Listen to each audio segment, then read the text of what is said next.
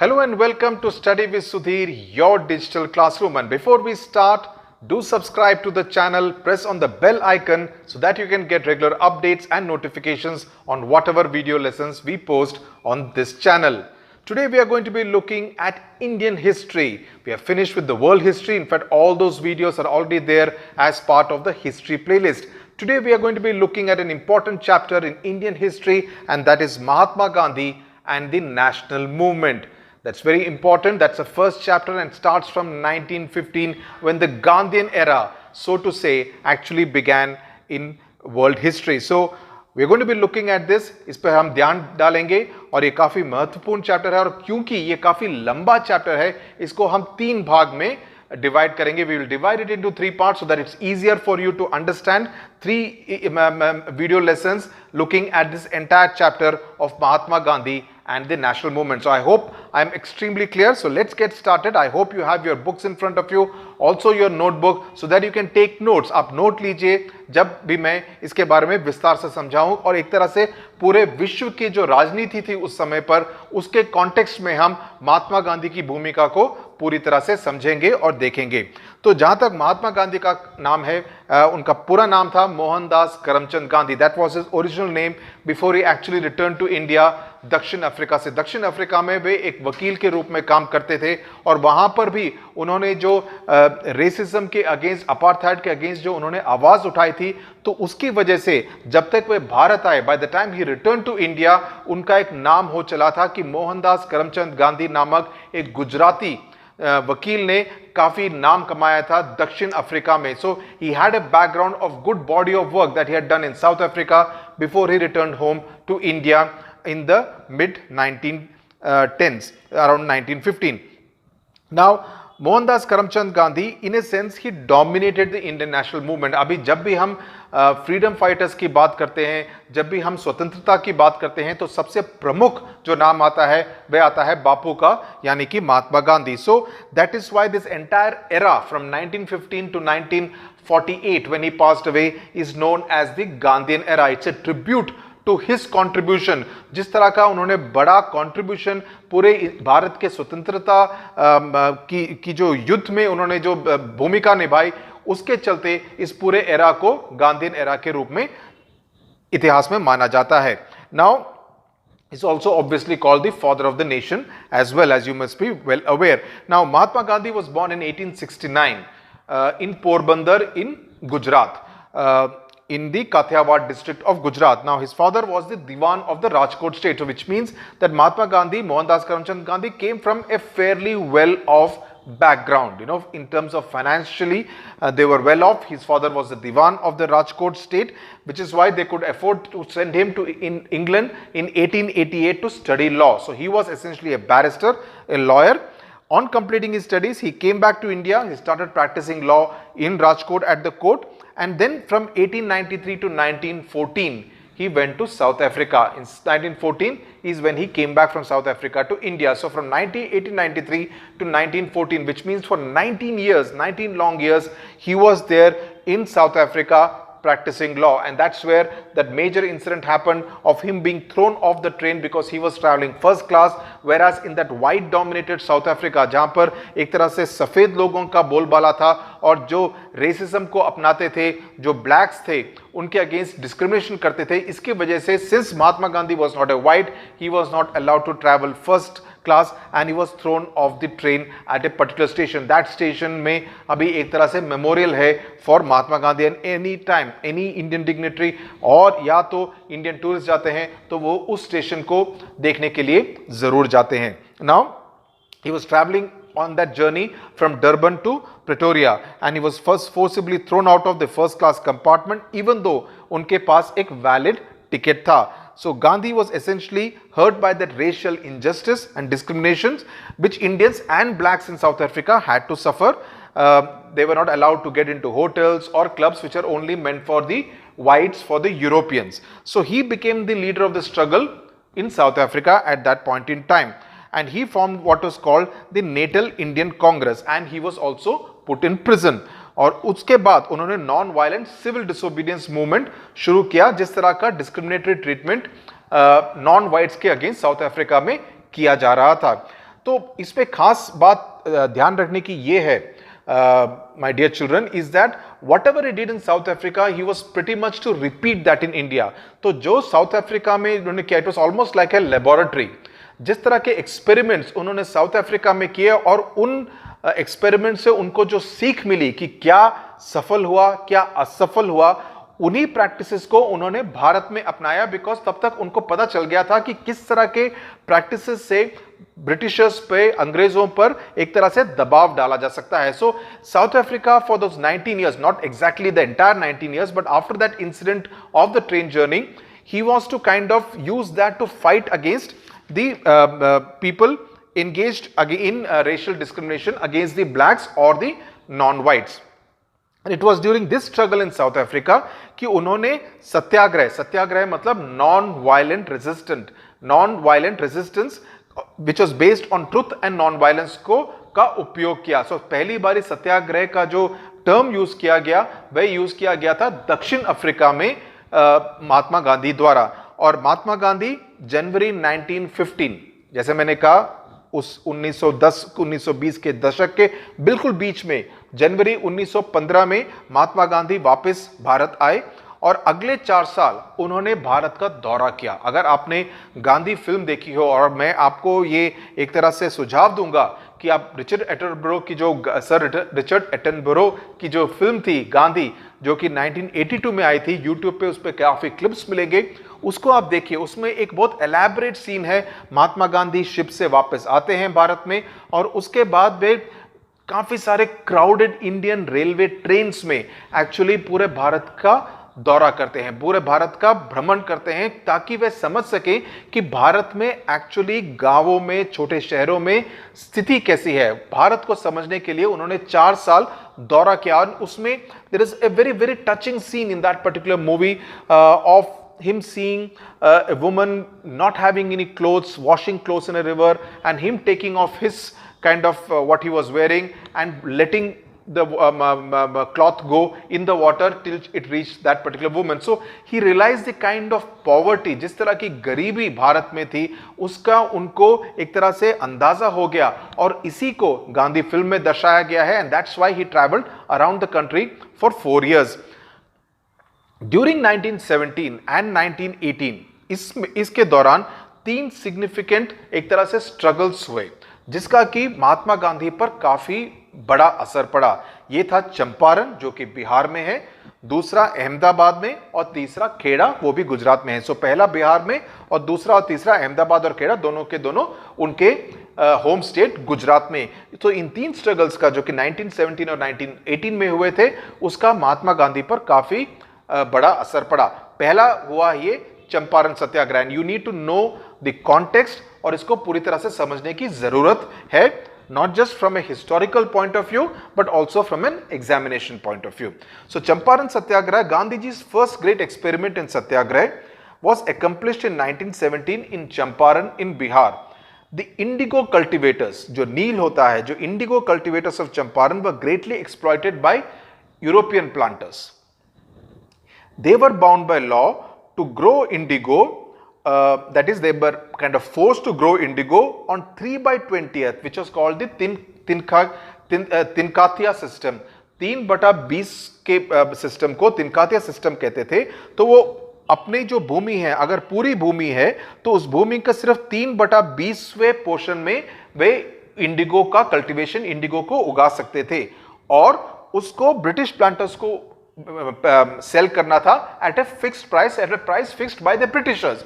तो एक तरह से आजादी नहीं थी, एक तरह से मार्केट प्राइस नहीं था। It was not a market determined rate कि अगर मैं आज जाऊं, सोमवार को जाऊं तो मेरे को ये रेट मिलेगा, शुक्रवार को जाऊं तो मेरे को ये रेट मिलेगा, depending on the market conditions. ऐसा नहीं था। अंग्रेजों ने एक तरह से रेट फिक्स किया था, ना केवल रेट, बट इतना ये भी कह दिया था कि कितने भूमि पर वे इंडिगो का कल्टीवेशन की कृषि कर सकते हैं। तो एक तरह से पूरी तरह से बोलबाला था, एक तरह से it was dominated by what the Britishers would tell the farmers, the indigo cultivators in Champaran in Bihar. So these indigo cultivators invited Gandhiji. By that time they had heard of Gandhiji.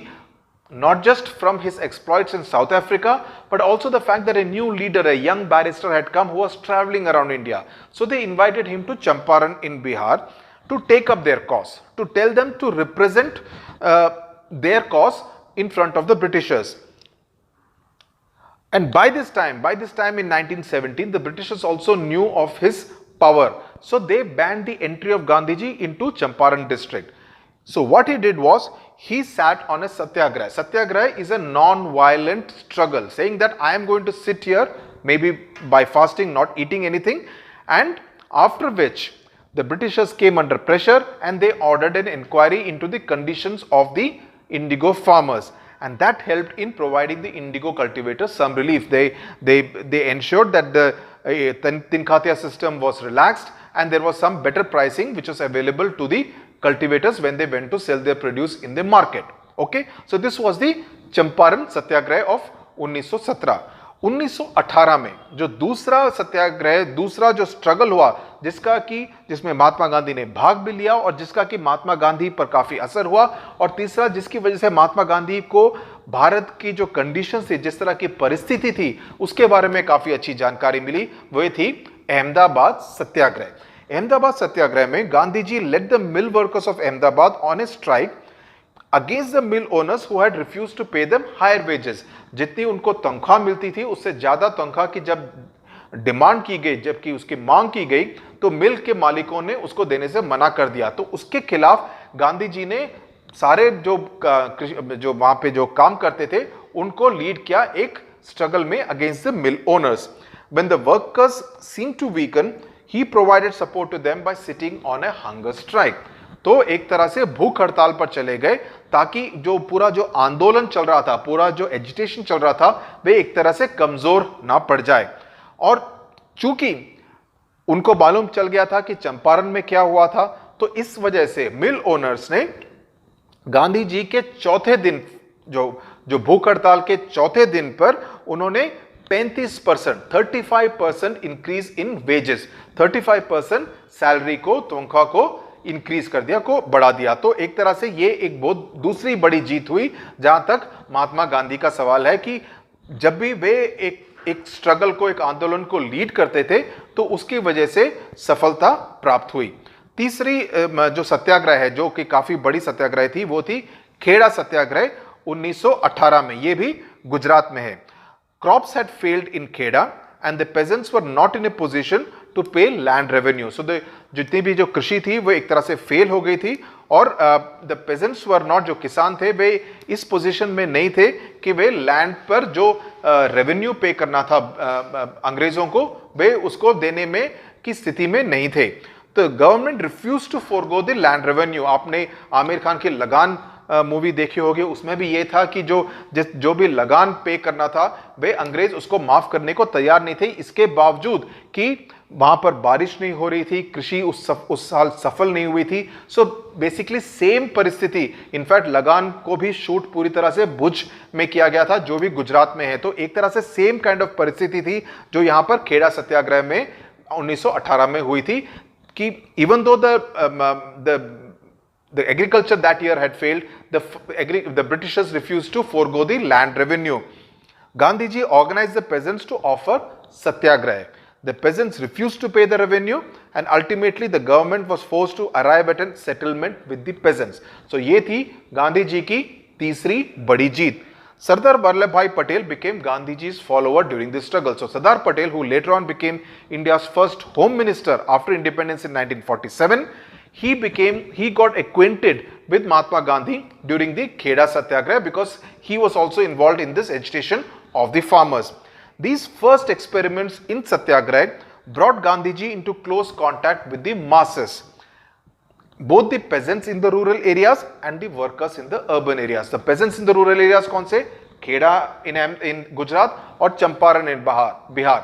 और तीसरा जो urban workers, the mill workers of Ahmedabad, again in Gujarat. So these are the three experiments which you need to remember, which were like giving Gandhiji an idea about the conditions in India and about how he was using the concept of Satyagraha to mount a battle against the British, a non-violent battle.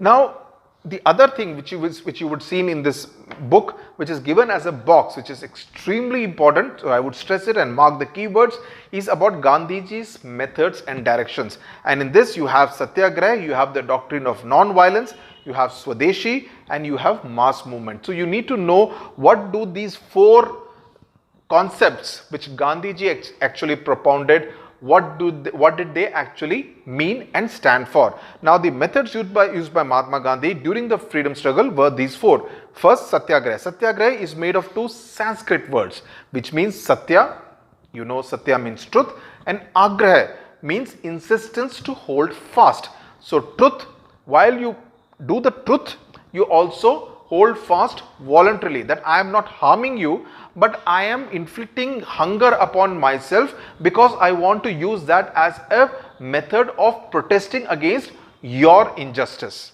right? So the truth is with me, I am speaking the truth, but I am objecting to your injustice. जिस तरह का जो injustice आप मेरे ऊपर डाल रहे हैं, उसके खिलाफ मैं एजिटेट कर रहा हूं, लेकिन मैं आपके खिलाफ किसी तरह की हिंसा नहीं दिखा रहा हूं, मैं अपने ऊपर हिंसा दिखा रहा हूं क्योंकि मैं अपने आप को अन्न प्रदान नहीं कर रहा हूं. That is called fasting. So to Gandhiji satyagraha, it was a moral force born of truth and non-violence. सत्य भी मेरे पास है और it's also a completely अहिंसावादी tactic. It was a moral force because एक तरह से जब when you are not doing anything to the other person, it shows you as a superior moral human being. It meant to be fearless, कि मेरे को बिल्कुल डर नहीं लगता है, truthful, सत्य की तरफ, peaceful, बिल्कुल हिंसा नहीं, suffering willingly, मैं खुद ही अपने ऊपर ये इन्फ्लिक्ट कर रहा हूं, while refusing to submit to what is wrong, कि मैं आपकी हिंसा के अगेंस्ट के खिलाफ आवाज उठा रहा हूं, लेकिन किस तरह से आवाज उठा रहा हूं? आवाज इस तरह से उठा रहा हूं कि मैं अपने आप को भूखा रख रहा हूं. समझे? So this was a unique concept of Satyagraha which Mahatma Gandhi introduced, which the Britishers were not able to combat very effectively, because if he had used violence, if he had used the gun, if he had used the knife, if he had used the lathi, then they would also retort in kind. But if I am sitting here without using any weapon, only inflicting pain on myself by going hungry, by denying myself food, the Britishers can't do anything to me. You cannot hit me if I am not indulging in any kind of violence. अगर मैं किसी भी तरह का हिंसा का प्रयोग नहीं कर रहा हूं. But while resisting evil, it would also not involve hatred against the evildoer.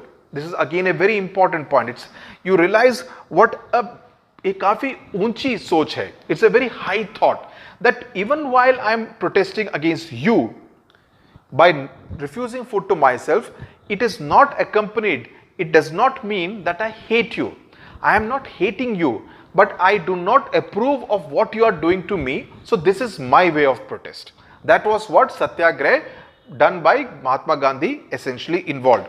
Gandhiji's Satyagraha movement was directed against the British system and exploitation, but not against the British people who were living in England, individually or collectively. So he did not have any hatred against the British people collectively or against any British individual, but he was against this British system of exploitation and discrimination against the Indian people.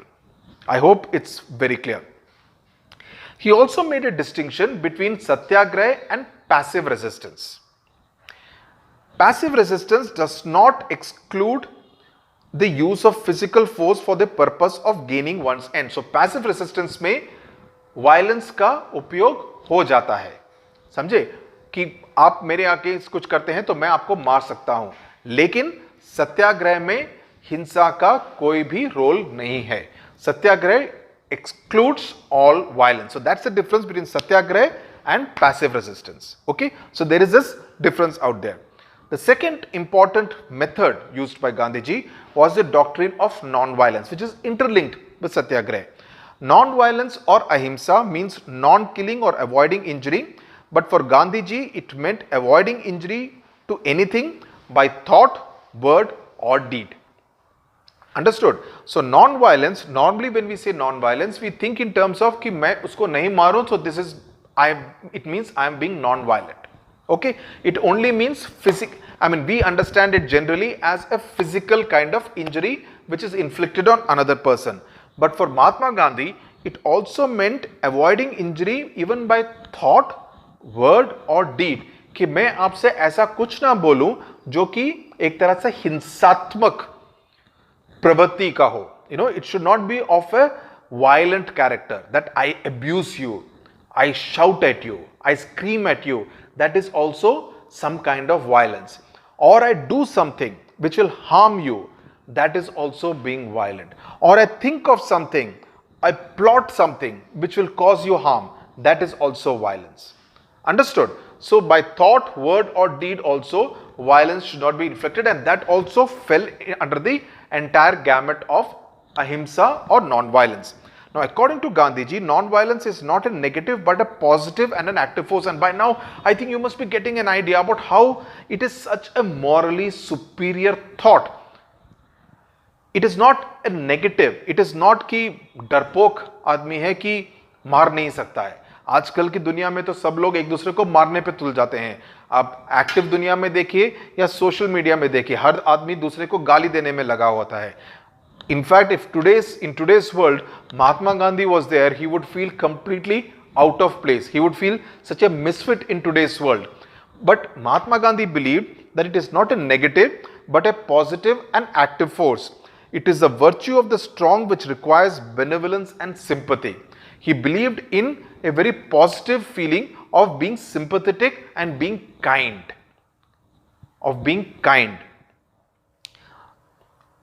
एक तरह से मानवता के साथ दूसरे की तरफ आप डील कीजिए. Mahatma Gandhi set an example before the whole world by achieving freedom for India from the mighty British power through a non-violent struggle. The third point we come to is Swadeshi. Swadeshi means producing necessary items in one's own country and using them for one's use without being dependent on imported goods. कि आप विदेशी goods का इस्तेमाल ना करें, बल्कि जो देश में बन सकता है, देश में बुनकर जो चरखा बुनते थे उसको यूज करके they grow their own, they are able to weave their own cloth. Gandhiji believed that the use of Swadeshi goods would make us self-sufficient. That is, the weaver would get self-sufficient, the mills would also get self-sufficient and eliminate our dependence on imported goods. So the Swadeshi was an important component of the entire freedom struggle that Gandhiji had designed. Gandhiji emphasized on manual labor. If you see again the movie Gandhi, you would see a lot of scenes in which he is doing everything himself. In fact, he gets up from important political discussions with Jawaharlal Nehru or Sardar Patel because he has to tend to the cows, to the goats, to do manual labor around his Sabarmati ashram, again in Gujarat. Gandhiji emphasized manual labor and the use of charkha and khadi. And charkha and khadi eventually became symbols of the Indian national movement. That if you wove your own charkha, got your own cloth ke liye weaved your own thing, and also use the khadi to wear and not any kind of imported cloth. The fourth was the mass movement. The South African experiment gave Gandhiji, as I said, the experience of leading Indians belonging to different religions, regions and social classes. South Africa built his faith in the ability of the Indian masses to participate in the freedom movement. So south Africa में जो उन्होंने किया, दक्षिण अफ्रीका में जो उन्होंने किया, उससे उनको काफी सीख मिली. द मास मूवमेंट को देखते हुए, again I repeat, if you see Gandhi film, you would see very powerful scenes of how Mohandas Karamchand Gandhi led the kind of movement in South Africa against the Britishers, against the white. So that is as far as the four directions and methods of Gandhiji's are concerned. Please remember that this is an important part as far as this chapter on Gandhian struggle is concerned. Then now we will come to the non-cooperation movement. We will study about the objectives of the non-cooperation movement, the reasons why the non-cooperation movement started, and what happened during the non-cooperation movement. Till that, we will study in part 1 of this particular chapter. Now, during the First World War, the Congress cooperated with the British, that is from 1914 to 1919. Even Gandhiji urged the Gujarati peasants to join the army if they wanted to win Swaraj. But the events of 1919, like the Khilafat wrongs, the passing of the Rowlatt Act and the Jallianwala Bagh tragedy, Greatly disillusioned, Gandhiji, he turned from a cooperator to a non-cooperator and decided to start the non-cooperation movement. So the reason why the non-cooperation movement started is because Gandhiji was supportive of the British during the First World War. But 1919 में जिस तरह की घटनाएं हुई, exactly 100 years ago, the kind of events that took place changed Gandhiji's mind. He decided to move from cooperation to non-cooperation, और वहां से originate हुआ this word called the non-cooperation movement. Non-cooperation, what is the definition of non-cooperation? Please note, this is important. Non-cooperation is a way of protesting in which one does not cooperate with the evil doer. जो आपके ऊपर किसी तरह का हिंसा करता है, जो आपके खिलाफ कुछ ऐसा काम करता है जिससे कि आपको नुकसान हो, उसके साथ हम कॉपरेट नहीं करेंगे, उसके साथ किसी भी तरह की सहायता हम नहीं करेंगे. That is the spirit of non-cooperation. Gandhiji asked the people not to assist the foreign government to rule over them. Gandhiji said, non-cooperation with evil is as much a duty as is cooperation with good. So, आपका duty क्या है? That we need to cooperate with good, that is हम अच्छे का साथ दें. लेकिन इसके साथ साथ आपकी ड्यूटी ये भी है कि आप जो evil है उसके साथ आप cooperate ना करें. Now we'll come to the causes which led to the non-cooperation movement. एक तो ये था कि गांधी जी का मन बदल गया, लेकिन उसके साथ साथ कुछ ऐसी घटनाएं हुई जिसका कि सीधा असर हुआ कि गांधी जी ने डिसाइड किया that the non-cooperation movement against the Britishers has to start. The first one was the Khilafat movement. Now the Khilafat movement में पहले वर्ल्ड वॉर में, if you just look at what was happening in the world in general, which is why it's very important that history of India has to be seen in the context of what was happening in the world also at the same time. 1914 और 1919 के बीच में the world war was taking place, which we have already discussed in great detail. यहाँ पे हुआ Khilafat movement. In the First World War, Turkey was defeated and the Ottoman Empire was completely divided. The Sultan of Turkey, who was the Caliph, was deprived of all authority. The Caliph was looked upon by all sections of Muslims as their religious head. So they felt that the weakening of the Caliph's position would adversely affect the position. सभी मुसलमानों की position एक तरह से कमजोर पड़ जाएगी, क्योंकि कैलिफ जिनको की मुसलमानों को एक तरह से रिलीजियस हेड के रूप में देखते थे, उनके जो एक तरह से उनकी पोजीशन वीकन होने की वजह से, क्योंकि ऑटोमन एम्पायर डिवाइड हो गया था, टर्की वर्ल्ड वॉर 1 में पहले विश्व युद्ध में उसको डिफीट हो गई थी, हार गया था, उसकी वजह से it would affect the position of the Muslims in the entire world.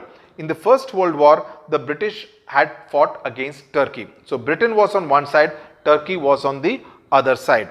The Muslim population in India started a powerful agitation known as the Khilafat movement under the leadership of Ali brothers. Ali brothers, Muhammad Ali and Shaukat Ali, Maulana Azad, who was the first education minister of India, Hakim Ajmal Khan, and Hasrat Mohani. So these were the 5 people who were involved in the Khilafat movement. Muhammad Ali and Shaukat Ali, who were the 2 brothers, the Ali brothers, Maulana Azad, who I said was the पहले शिक्षा मंत्री थे भारत के, हसरत मोहानी और हकीम अजमल खान. आप में से जो विद्यार्थी जो दिल्ली में रहते हैं, आपको या मालूम होगा करोलबाग के पास एक अजमल खान रोड है, वे इन्हीं के ऊपर उसका नाम रखा गया है. The Khilafatists formed a 3-point program. The Ottoman Caliph should retain his empire. The Caliph must be left with sufficient territory to enable him to defend the Islamic faith, and the Arab lands, which included Arabia, Syria, Iraq and Palestine, must remain under Muslim rule. So ये 3 demands थे खिलाफतियों के द्वारा जो रखे गए, और खिलाफत day was observed on October 17, 1919 on an all India scale. So the Khilafat movement was essentially kind of consolidating all the Muslims under one umbrella. क्योंकि जिस तरह की जो घटना विश्व में हो रही थी, उसका डायरेक्ट असर भारत के मुसलमानों पर भी पड़ रहा था. सो ये 3 डिमांड्स उन्होंने रखी, जो कि एक तरह से अंतरराष्ट्रीय मांगे थी.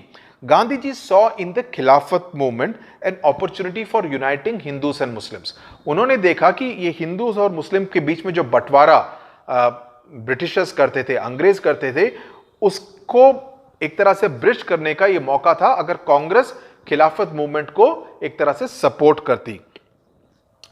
He said that the Congress plea for Hindu-Muslim unity would be an empty phrase if the Hindus hold aloof from the Muslims when their vital interests are at stake. So he wanted कि हिंदू मुसलमानों को भी एक तरह से का साथ दें.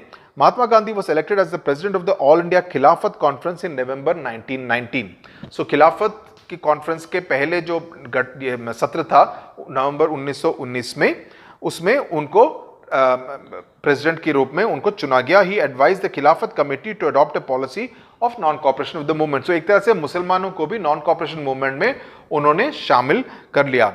On August 31, 1920, the Khilafat non-cooperation movement started. People resigned from the government service. So you need to know these facts about what did non-cooperation movement exactly mean. Of course, we'll come to that in greater detail. But यहाँ पे भी बताया गया है कि government service से सरकारी कामों से काफी लोगों ने इस्तीफा दे दिया.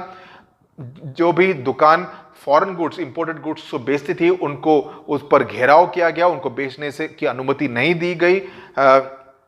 Students boycotted schools and colleges और हड़ताल और डेमोन्स्ट्रेशंस का आयोजन किया गया. और 1920 तक खिलाफत मूवमेंट एंड कांग्रेस की जो नॉन कॉपरेशन मूवमेंट थी एक तरह से नेशन वाइड मूवमेंट के रूप में मर्ज हो गई. दूसरा इंपॉर्टेंट पोर्शन था, और इसके साथ साथ खिलाफत मूवमेंट ने मुसलमानों को यह भी कहा कि वे टैक्स ना जमा करें. और अली ब्रदर्स को अरेस्ट भी किया गया, गिरफ्तार करके जेल में डाला गया. दूसरी प्रमुख घटना हुई वो थी रॉलट एक्ट. और ये रॉलट एक्ट काफी बार परीक्षा पत्र में आता है, तो इसको आप जरा ध्यान से पढ़िए.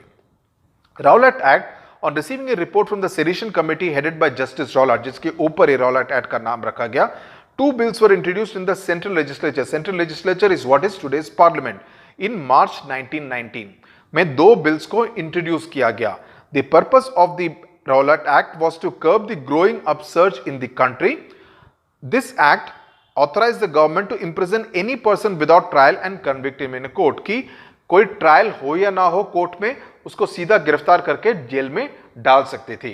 को उनको लगा कि अगर इस तरह के स्ट्रॉन्ग आर्म टैक्टिक्स हम करते हैं तो जो देश में जो उथल पुथल चल रही है नॉन कॉपरेशन मूवमेंट की वजह से, उससे पहले, तो उसकी वजह से उस पर काबू पाया जा सकता है. तो रॉलट एक्ट का मतलब क्या था कि arrest of an Indian without warrant, in camera trial. In camera trial मतलब बाहर के लोग नहीं देख सकते, अंदर ही अंदर कैमरा में ट्रायल होगा. तो किस तरह के विटनेसेस को प्रोड्यूस किया गया वो सब कुछ मालूम बाहर की दुनिया को नहीं पता चलता है.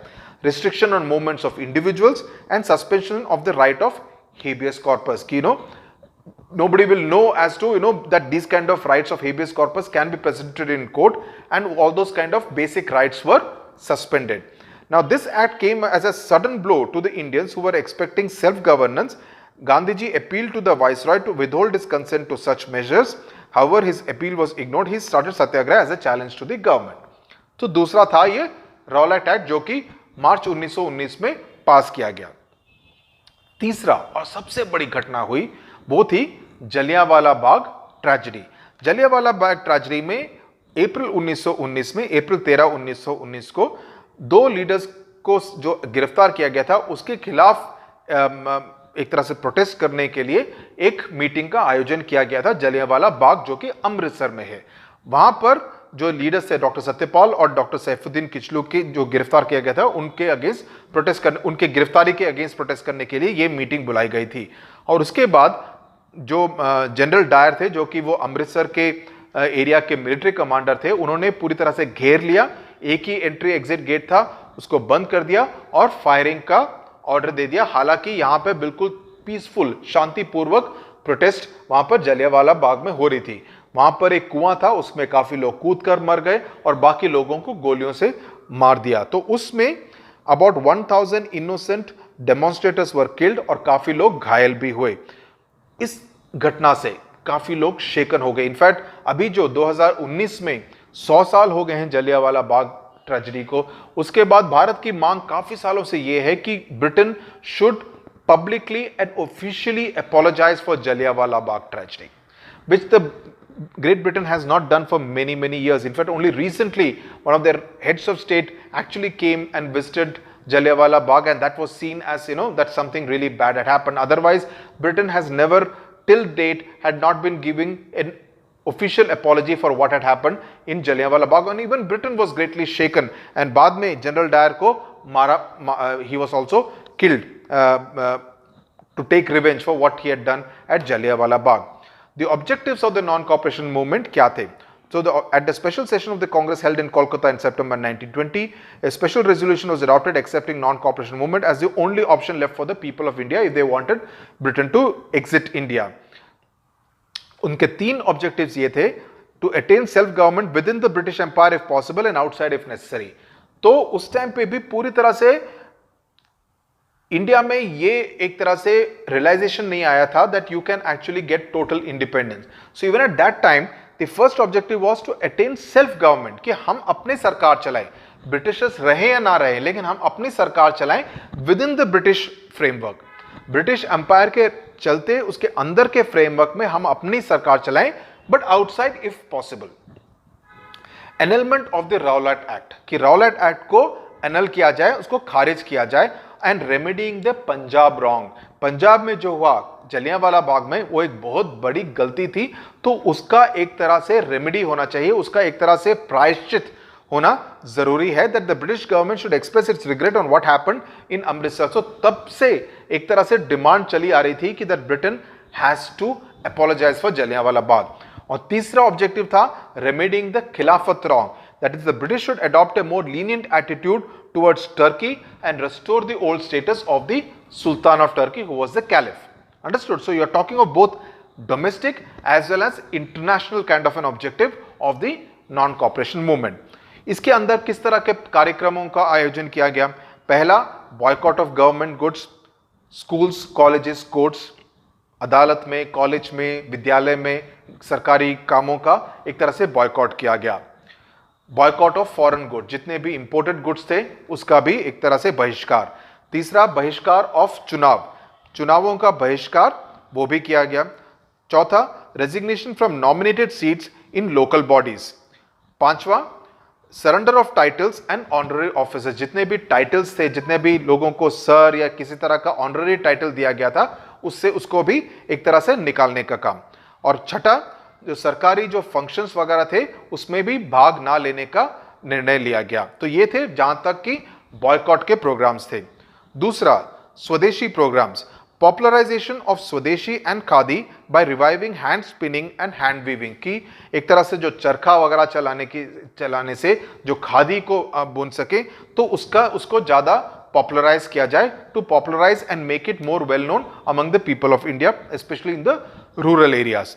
Establishment of national schools and colleges and private arbitration courts which are known as panchayat, जो कि गांवों में होता है. Removal of untouchability, upliftment of women and development of unity between Hindus and Muslims. And last, we come to the activities which have happened during the non-cooperation movement. पहला तो ये कि काफी सारे वकीलों में इसमें भाग लिया, जैसे कि मोतीलाल नेहरू, राजेंद्र प्रसाद, देशबंधु चित्तरंजन दास वगैरह ने अपनी जो वकालत की जो प्रैक्टिस करते थे उसको करना अदालतों में बंद कर दिया.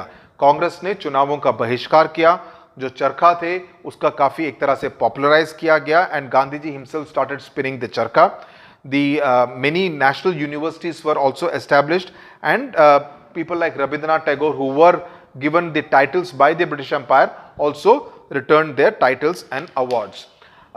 इसमें जो रिच इंडियंस थे जैसे बिरलास वगैरह, टाटास वगैरह, they started contributing to finance the national independence movement also, the non cooperation movement. और जितने भी फॉरेन गुड्स वगैरह जो बेचते थे उन दुकानों को बहिष्कार किया गया या उसको एक तरह से घेराव किया गया. मलाबार में एक बहुत हिंसक घटना हुई जिसकी चर्चा आज के दिन भी होती है कि the मोपलास, which are essentially the Muslims, they rebelled against the authorities, and this rebellion over a period of time acquired a communal character. It became a Hindu-Muslim kind of a clash, और उसमें काफी सारे हिंदू और मुसलमान दोनों मारे गए, खासतौर पे काफी सारे हिंदूस मारे गए. तो इसकी वजह से काफी एक तरह से कम्युनल तनाव बना रहा केरला के मलाबार रीजन, जो कि केरला का उत्तरी इलाका है. And the final part is that the prince of Wales, he had come on a visit to India in the year 1921, ताकि नॉन कॉपरेशन मूवमेंट शुरू होने के एक साल बाद.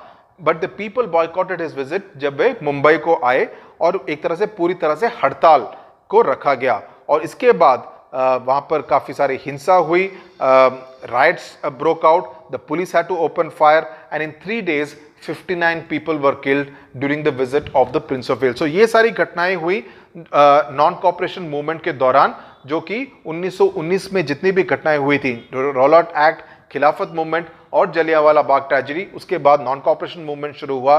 और हम यहां पे अभी स्टॉप करेंगे, लेकिन दूसरे भाग में हम देखेंगे कि नॉन कॉपरेशन मूवमेंट को एक तरह से एब्रप्टली बंद क्यों किया गया और उसका किस तरह का असर भारत की राजनीति के ऊपर और भारत की स्वतंत्रता का जो आंदोलन था उस पर किस तरह का असर हुआ, वे हम देखेंगे वीडियो लेसन नंबर 2 में इस पूरे गांधीयन एरा के ऊपर। सो आप बने रहिए हमारे साथ।